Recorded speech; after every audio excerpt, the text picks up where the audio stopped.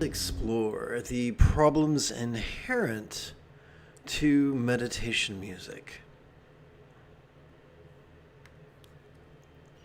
This morning's lesson is drawn from a good-hearted question found on Reddit. The person was asking specifically about meditating to music, and they wrote, I was wondering if anyone meditates with music, specifically meditation music, not guided. What has been your experience? I've had mixed experiences, and I'm wondering if I should continue, as I'm hoping for better meditation sessions eventually. So let's dig right in. First of all, allow me to reassure you that I do not have the intestinal fortitude required to treat you the way a school of piranhas treats an unfortunate capybara in an Amazonian estuary.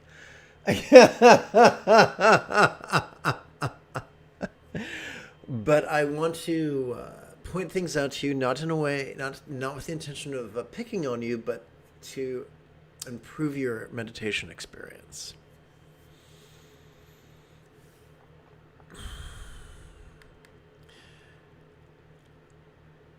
I understand the need for guarded language, and there are lots of people who are as cruel and enthusiastic as they are ignorant. But meditation does not have to be a long-term project. You can master the Buddha's path. Well, Buddha said you could do it in a week, but it's been my experience that most of us have not been conditioned to sit sustainably for prolonged periods of time, no less learned how to count on our creases. And so it's been my experience that for us Westerners who have a job and who aren't monastics, that it's possible to master the entirety of the Buddha's path by practicing once every 12 hours for 17 to 18 weeks. Which, if you think about it, is less than 5 months. Possibly close to 4 months, depending on how many, on which month you're beginning. That's where it kind of falls apart, because mathematically it's, I think, 4.5 to 5.5 weeks per month, and so that gets confusing for someone like me. But anyway, it doesn't have to take a long time. And there's lots of people who will say, if you are dissatisfied with your meditation, oh, give it a decade or two. No, dude. You can do this quickly. You don't have to wait a lifetime or multiple lifetimes. You can do this in less than 6 months. Easy peasy lemon squeezy. So, let's go for it. We'll begin with some broad brushstrokes. About 20 years or so ago, wow, time is relentless, isn't it? Oh my goodness. But about 20 years ago or so, I was taken to a house party in the well-heeled corner of San Diego County known as La Jolla. And dressed as I am, a student at UCSD, or who attended UCSD, asked me about meditation. And at one point he said, wait, you don't use meditation music? This poor guy had been attending a meditation group led by a self-described meditation master who basically played people trippy music on his keyboard, and everyone is kind of grooved, and they had never been taught to meditate without music. But why would they want to do that? There is on YouTube, there is a splendid channel known as the Genetically Modified Skeptic. And not only does he put together high quality videos, but he's really intelligent. He knows his way around the landmine of logical fallacies and cognitive biases. He's been around the block a time or two, and this guy's really, really sharp. And he did a great job of exploring how in some Christian churches, the ones with the big budget, they will use music to manipulate the hearts and minds of those in attendance, to create states of hypersuggestibility.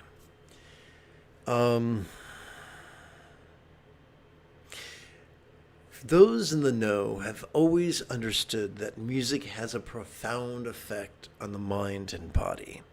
I remember 15 years ago, 10 years ago, speaking to a keyboardist who said, oh yeah, when you listen to Disney, they definitely structure their music, especially in the overture during the title sequence, to create a state of hypersuggestibility, so to keep your tush in the seat in the theater. And that same musician explained that there are progressions that create a sense of euphoria and the divine, and there are other chord progressions that create terror. And those are used specifically, like for instance, in monster movies and the such. And of course, that makes perfect sense to a layman like myself. So the effect of certain pieces of music on our mind-body is undeniable. But what's the problem with that? Because if you want escape, then some forms of meditation music might feel delightful. They might alter your state. They might change the way you feel, which could be far less destructive than hitting the bottle or reaching for the pipe. Look at me trying to act cool, using words I barely understand. Anyway, so if you want to have a trippy experience, not all, but some meditation music might be up your alley. But is that as beneficial as it seems? I think I was supposed to... I'm not sure how to spell this. Luckily, I have spell check. So, the problem with meditation music, even when applied with the utmost of technical expertise and ethical consideration, is going to interfere with the inner workings of our autonomic nervous system. So let's explore how meditation is supposed to work through the metaphoric lens of neuroscience. We'll start by showing how it is not supposed to work, if that's okay with you. Consider this cross-section of the human brain. The forehead is right here, top of the head, back of the head, roof of the mouth. So, look, it's the world's squishiest hat. So, Sturgeon's law reminds us that 90% of everything sucks, but not in the fun, tingly way. And that 90% of humanity includes 90% of meditation teachers and 90% of meditation authors. So when you get bad meditation advice, as disappointing as it might feel, statistically it should not surprise us. The majority of meditation teachers, usually by accident, confuse a lot of the terms. That's part of this, the inherent danger of language. Even when working with your own language, no less other people's languages. For instance, most people are taught that the mindfulness is active concentration and that meditation is active analysis. Well, if one embarks upon that path, one will be accessing the certain neurological structures, such as the medial prefrontal cortex and the dorsolateral prefrontal cortex. Now, our prefrontal cortex is a delightful tool, but just as you would not use a hammer to polish a plate glass window, just as we must use the right tool for the right job, although the prefrontal cortex is excellent at problem solving and pattern recognition and calculations, it is dreadful at working with our emotions. It has not evolved for that. When we use our prefrontal cortex for that which it has not evolved to do, in the short term, according to fMRI studies, it causes our amygdala to light up like a Christmas tree. This lumpy thing right here, located in the metaphoric dungeon of our limbic system, the seat of aggression and anxiety. Prolonged overuse, prolonged abuse of our prefrontal cortex will not only exhaust it, but cause us to present with symptoms of depression. How darkly ironic that in pursuit of peace and joy, we could wind up saddled with greater rage, terror, and despair. Fortunately, every time we inhale, oopsie, come on, coordination. There we go. Every time we inhale, whether we know it or not, we access our sympathetic nervous system, ensconced within the middle third of our spinal cord. This bad boy has evolved to simply perceive, and to do so, wait for it, vulnerably, passively, viscerally, and randomly. It has evolved to help us perceive sights, sounds, sensations, flavors, scents, and the like. To also help us perceive emotions, intentions, thoughts, memories, and imaginings. That could seem overwhelming. Fortunately, every time we exhale, thanks to a happy coincidence of evolution, every time we exhale, we are wired to access our parasympathetic nervous system, ensconced within the lower third and upper third of our spinal cord, especially the bit that some kids refer to as the brainstem. This bad boy has evolved to support both physical relaxation as well as mental release. So, let's put this in context.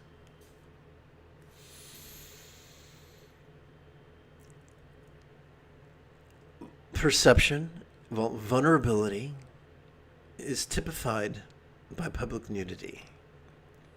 You know, when they make you traipse around the doctor's office in a backless exam gown.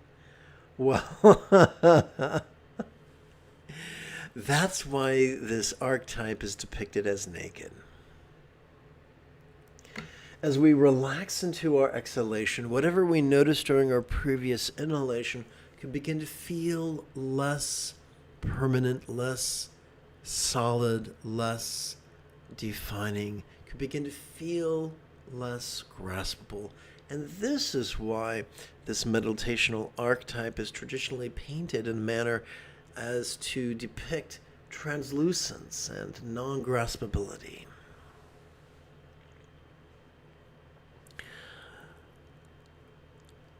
Do you remember way back in the 90s when we all got our hands on computers? And our computers used to have this defrag function. And the the computer would try to reorganize the information on the hard disk to improve efficiency. It's kind of like an auto clean. Not dissimilar to that mentioned in The Fifth Element, The Sixth Element. I forgot the name of that movie. I guess it was The Fifth Element. Anyway.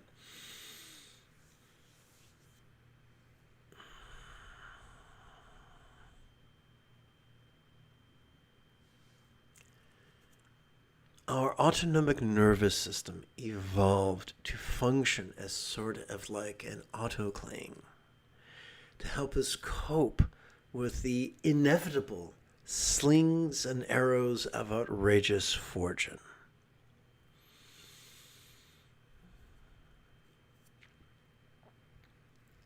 In meditation, we are actively cooperating with that process. Due to another quirk of evolution, our brain is a three-ring circus of organelles, often in conflict with each other. That's just the price of having a complex brain. Have you ever seen a cat just sit staring at a wall, or with his eyes closed with what appears to be a faint smile on its face? It's accessing its auto-clean mode, neurologically speaking. Now you could say, hey man, if inhalation is already correlated with perception, which we call mindfulness, and if exhalation is already correlated with release or meditation, why bother sitting in an uncomfortable position twice a day? And here's the answer. When we meditate properly, we are allowing or facilitating this big old three-ring circus of a brain to actively cooperate with the sympathetic and parasympathetic nervous system. So here's a quick tip to really facilitate that. Our brain is kind of like Urkel, sweet, clever, but clumsy. But when we ask our brain to silently and mentally recite the demonstrative pronoun this during our inhalation, it begins actively cooperating with our sympathetic nervous system. And when we ask that same brain to silently and mentally recite the one-syllable verb ease during our exhalation, it actively cooperates with our parasympathetic nervous system. Let us return to the idea of enlightenment.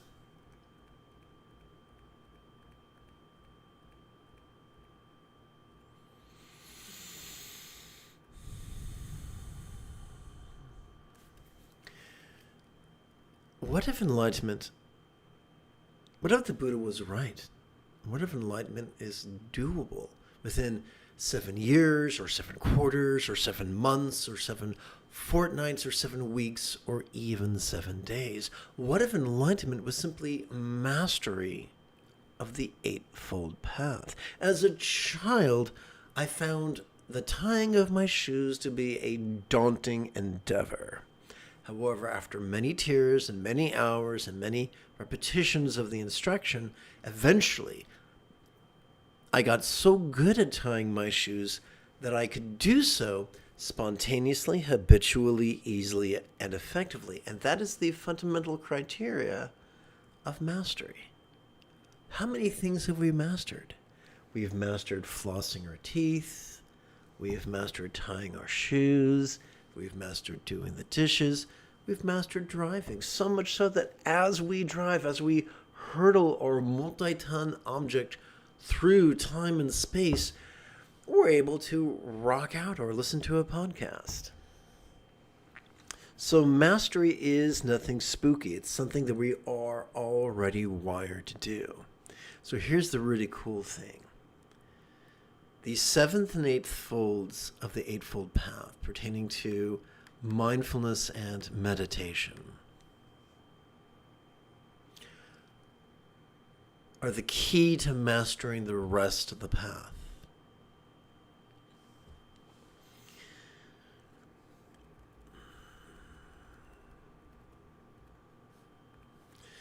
Meditate correctly, and not only will our amygdala turn off, but our anterior cingulate gyrus will turn on. This weird thing that kind of looks like a catcher's mitt. The big kids call it the anterior cingulate gyrus. It functions as the hub of our mirror neurons, the seat of empathy and cooperation and love. This is why the greatest Dzogchen lamas of Tibet have insisted that the highest love is spontaneous and uncontrived. And this is why the artists of Tibet have depicted Samantabhadra, Samantabhadri, Karmamudra as beautiful. To depict that love. Well, loving kindness constitutes 50% of the Eightfold Path. Did I get lost? There we go. 50% of the Eightfold Path, including, what's the word I'm looking for? Mental morality, interpersonal morality,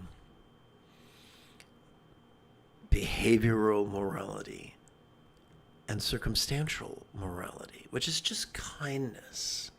It's just kindness.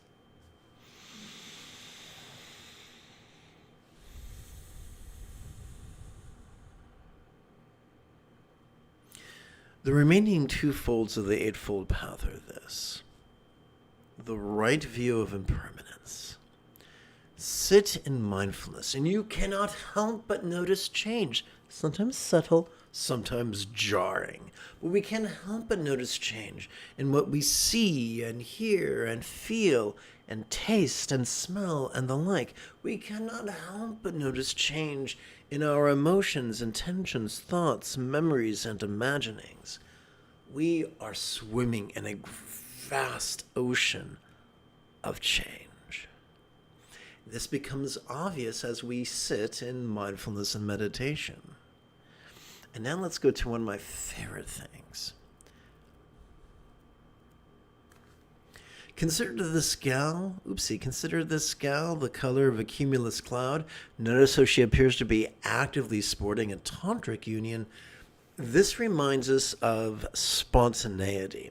Notice how our partner seems to be the color of the azure sky, seems to be sitting and passively savoring the same tantric union.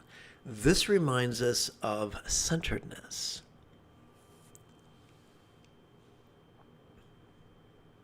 When our choices, utterances, and deeds flow in the effortless effort of love's centered spontaneity, our lives can become as blissful, or the bliss our lives could experience could become reminiscent of the real or imagined paradise or pure land or vati of a real or imagined Buddha. The entirety of this Eightfold Path is unlocked simply by practicing mindfulness and meditation.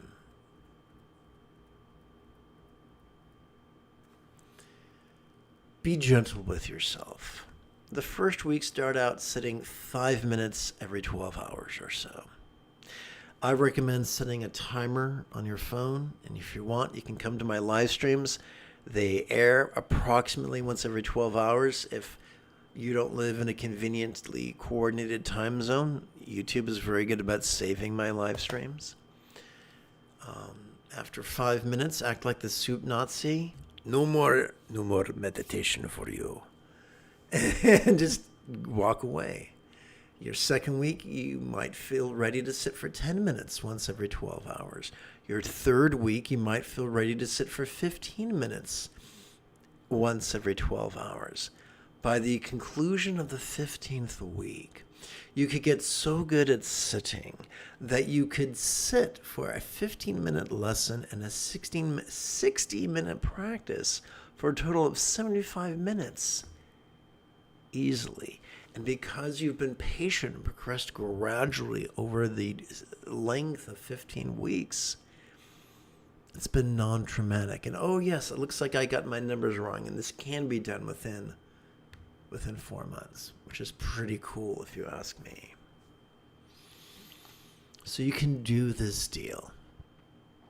You don't have to surrender control to an outside force with questionable expertise or ethics or agenda. You can cooperate with your own central nervous system as evolution intended. You can learn to be as happy and content as a kitty cat sitting and staring at a wall. I do look forward to practicing with you together as a team after approximately 30 seconds of housekeeping. This is Lama Jigme Gyatso of the Buddha Joy Meditation School. For more than 30 years, I've spent about 8 hours a day, almost every day, studying, practicing, mastering, and reverse engineering the teachings and techniques of each sect of Buddhism so that you would not have to. Welcome, my friends, to Meditate Like a Jedi, which is made possible due to the generosity of viewers just like you. And now, together as a team, I think it could be fun if we practiced the latest iteration of Kind Gaze's Easy Meditation. And don't worry, let's not be spooky. Kind Gaze is just an archetype whose iconography reminds us of bringing the circumstantial, the physical, the interpersonal, and the mental into the path of love and letting go.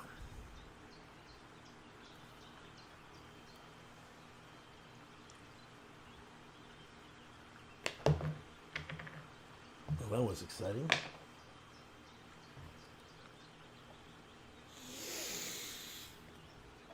Please chant with me.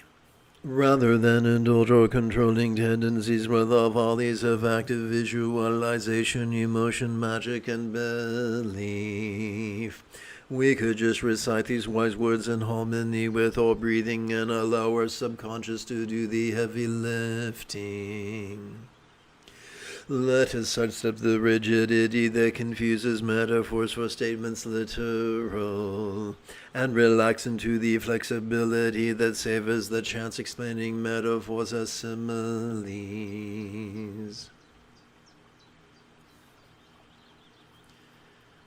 Together.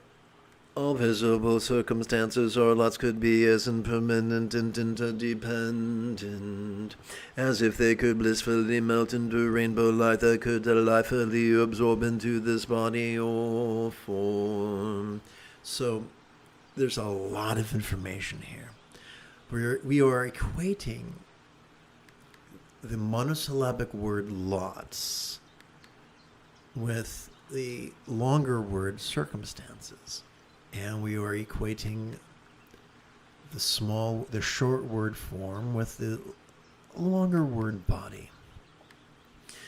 We're also exploring how melting can be a metaphor of impermanence and how absorption could be a metaphor of interdependence. You see, all complex life forms on this planet have evolved to think symbolically, and oddly enough, by skillfully working with figures of speech, we can accelerate our spiritual development. Notice we're using instead of saying, this is the way things are, we're using a gentle verb, could be, which makes, it's kind of like that song from Mary Poppins, a spoonful of sugar makes the medicine go down.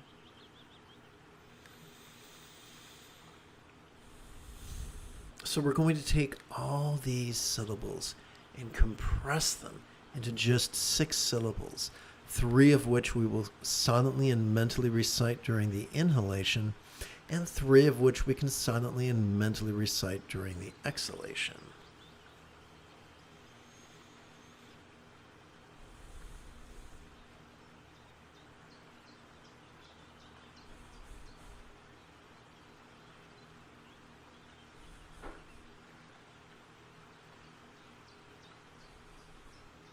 And of course, allow me to remind you of the phrase. I'll get back to that later on. Let's continue. All sensual bodies or forms could be as impermanent and interdependent as if they could blissfully melt into rainbow light that could delightfully absorb into this communicational speech.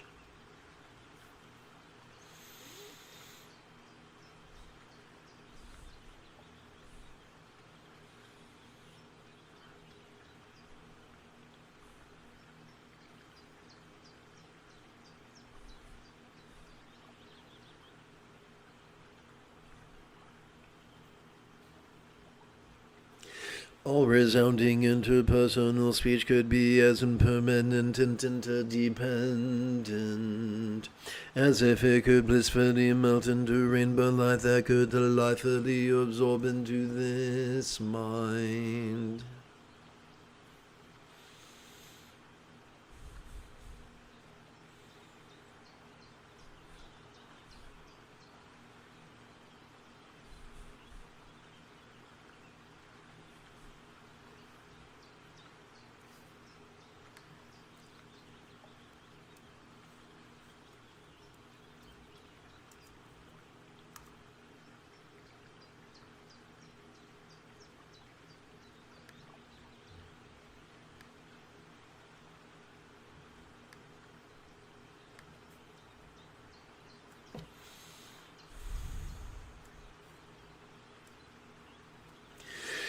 All lucid minds could be as impermanent and interdependent as if they could blissfully melt into rainbow light that could delightfully absorb into our vast empty void.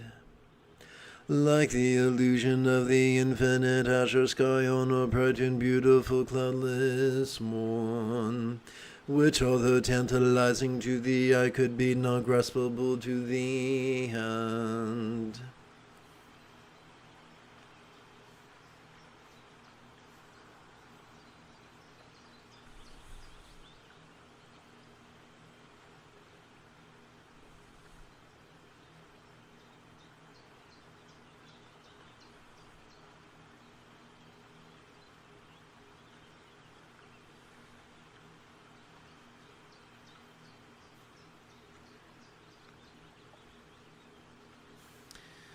And now let us bring whatever we spontaneously notice into the path of awareness and release, using the technique we already explored during the opening lesson.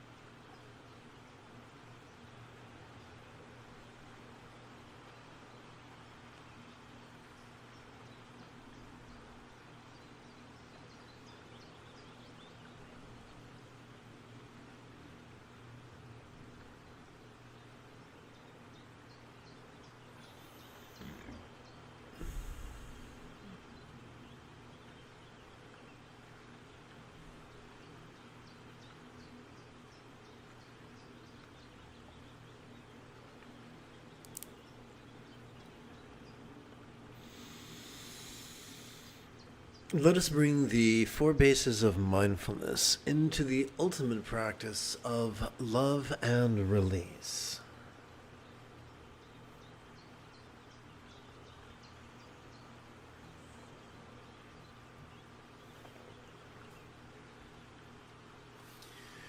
As we relax into our exhalation, all appearing circumstances or lots that we perceive during our inhalation could feel as ungraspable as a Buddha's real or imagined paradise, pure land or vati of light.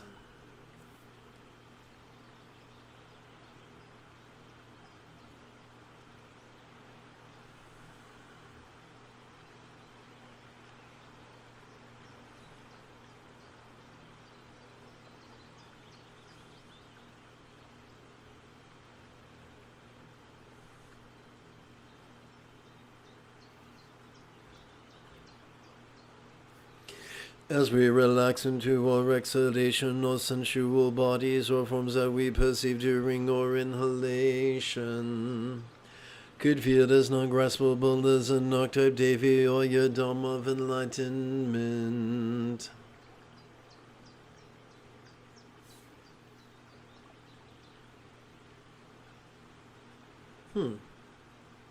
That's weird.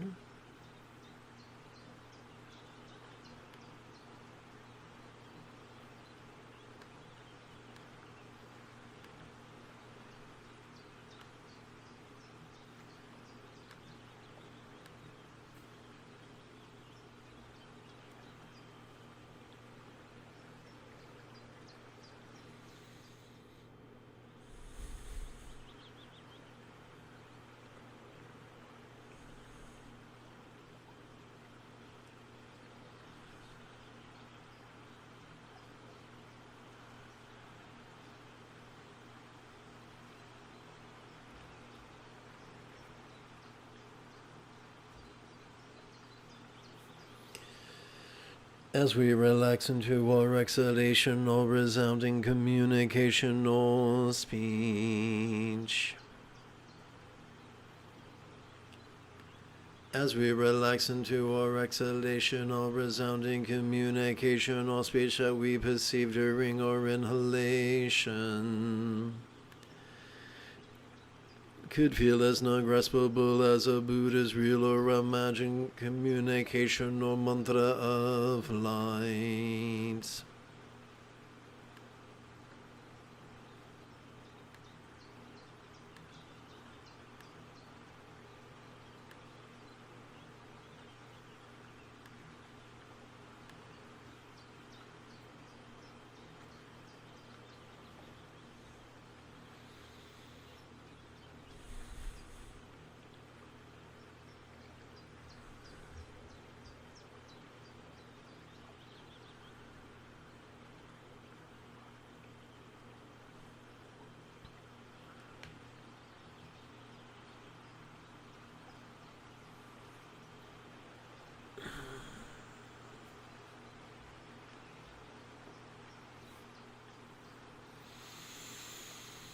As we relax into our exhalation, all perception, emotion, intention, cognition, recollection or imagination that we clearly notice during our inhalation could feel as non-graspable as a Buddha's real or imagined suitable or bija of light.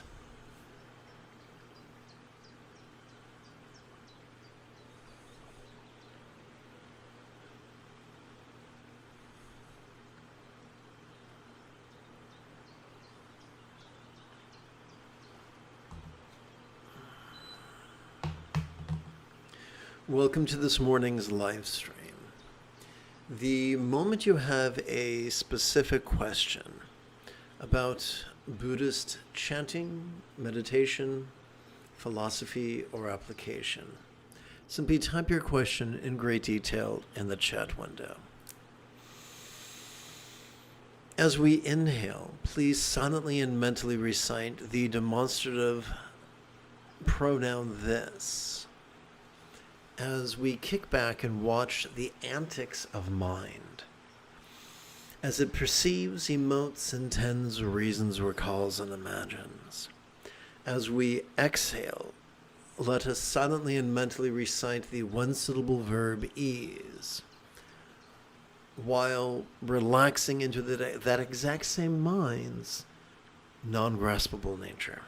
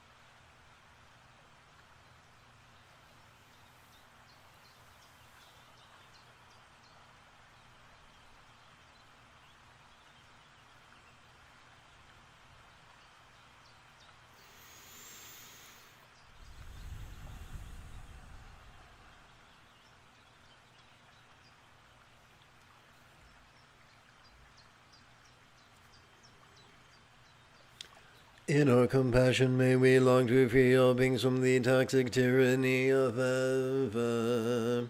Hating, craving, and clinging, metaphorically known as the three mental poisons.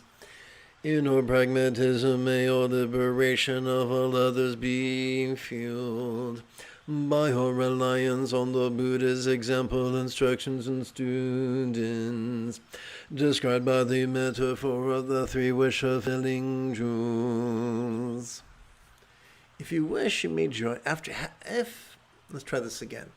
Having sat for the better part of 75 minutes, you might find it refreshing to join me for a dozen repetitions of Tibetan-style Buddha bowing.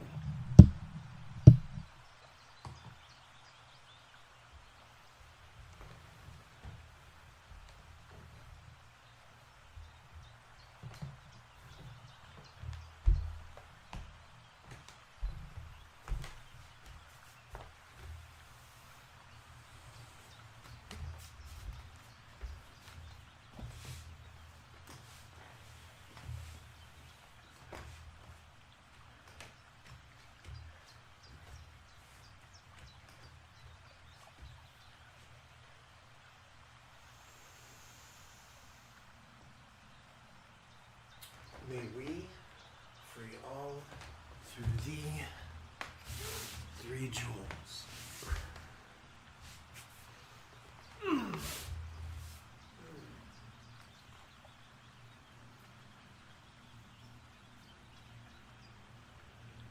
May we free all through the three jewels. May we free all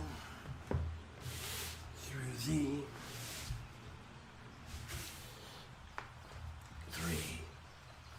jewels.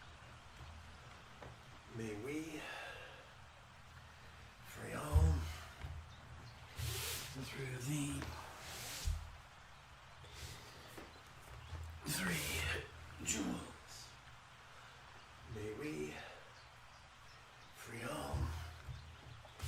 through the three jewels. May we free all through the three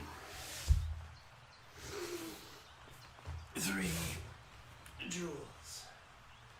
May we free all through the three jewels. May we free all through the three jewels. May we free all through the three jewels. May we free all through the three jewels.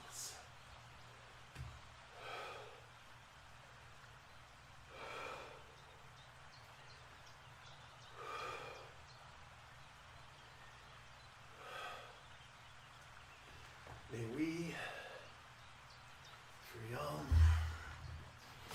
through the three jewels. May we free all through the three jewels. May we free all through the three jewels.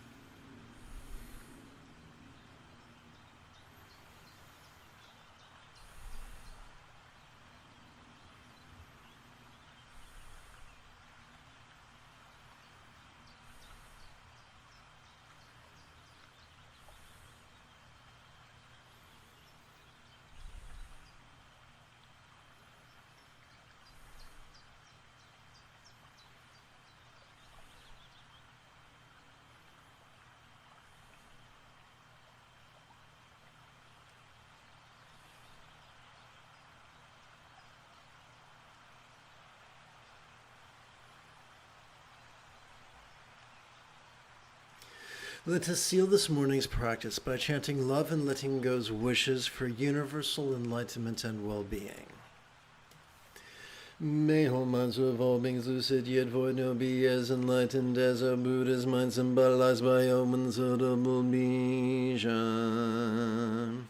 May all speech of all beings resounding yet void no be as loving as a Buddha's speech symbolized by a multi-syllable mantra. May all forms of all beings sensual yet void no be as healthy as a Yidam archetype depicted in Buddhist statuary. May all lots of all beings appearing yet void no be as fortunate as a pure land of lore represented in Buddhist paintings.